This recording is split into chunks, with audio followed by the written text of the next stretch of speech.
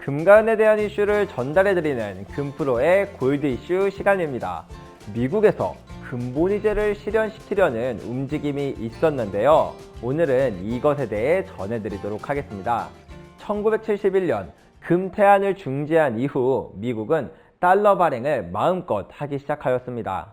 2008년 이후부터는 양적 완화라는 정책을 통해 무자비한 화폐 발행으로 수조 달러의 채권을 연준이 매입함으로써 정부의 적자를 충당하거나 은행을 구제하는 데 사용되었습니다. 그로 인해 미국의 GDP 대비 정부 부채는 129%로 2차 세계대전 때보다 더 높은 수준이 되었습니다.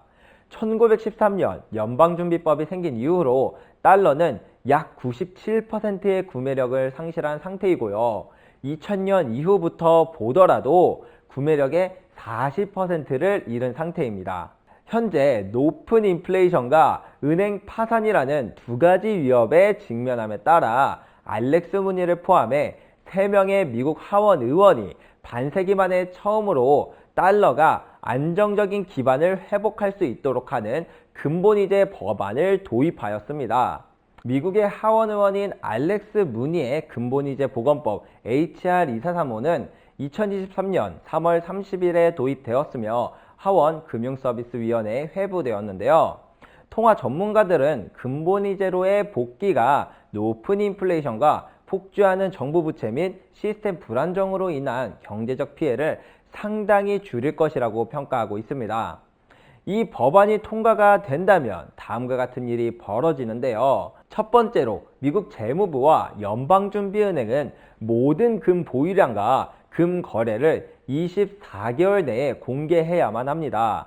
미국 정부는 금태안을 강제로 정지시켰던 1971년 닉슨 쇼크가 있기 10년 전부터 수많은 사람들의 끊임없는 요구에도 불구하고 단 한 번도 금 보유고에 대한 감사를 공개하지 않았었는데요. 이것에 대해 지난 60년간의 모든 금 보유 및 금 관련 금융거래에 대해 제대로 확인할 수 있게 되는 것이죠. 두 번째로는 미국의 달러는 금과 고정되게 됩니다. 1944년 브레튼우즈 협정으로 금 1온스당 35달러에 고정되었던 것처럼 다시 금과 달러가 연동되게 되는 것입니다. 금본위 제도는 두 가지 특징이 있는데요. 첫 번째로 화폐에 대한 가장 강한 신뢰를 준다는 점이고, 두 번째는 물가 상승률을 통제하는 능력이 있다는 것입니다. 따라서 금본위제로 복귀함으로 인해 과도한 적자 지출을 억제하고 불안정한 물가를 안정시키며 무너진 신뢰를 다시 회복할 수 있다고 알렉스 무니는 주장하고 있습니다. 근데 사실 금본위제라고 해도 완벽한 통화정책은 아니기 때문에 다양한 단점도 공존합니다. 그래서 저는 오늘의 이야기를 통해 알렉스 무니가 주장하는 금본위제의 필요성에 집중하기보다는 금본위제로 돌아가려는 시대의 흐름이 점점 커지고 있다는 점을 우리가 주목해야 한다고 생각합니다. 이전까지는 금은 그저 반짝이는 돌덩이로 취급받아 왔는데 점점 금에 대한 인식이 바뀌고 있고, 실제로 수많은 국가에서 금을 선점하고 그것을 통한 화폐 시스템을 구축하려는 추세가 시작되었다는 점이 중요하죠. 러시아는 이미 2021년 7월에 금을 담보로 하는 암호화폐를 발행하였고, 2023년부터 본격적으로 시행해 2025년까지 모든 상품과 서비스에 사용할 수 있도록 하였습니다. 이란도 러시아와 협력해 금본위 암호화폐를 출시할 계획이라고 발표하였고요. 중국의 경우는 2002년 10월 전 세계 금거래의 허브를 꿈꾸며 상하이 금거래소를 출시하였습니다. 그리고 현재 아시아에서 금 현물과 선물 모두 거래량이 가장 많죠.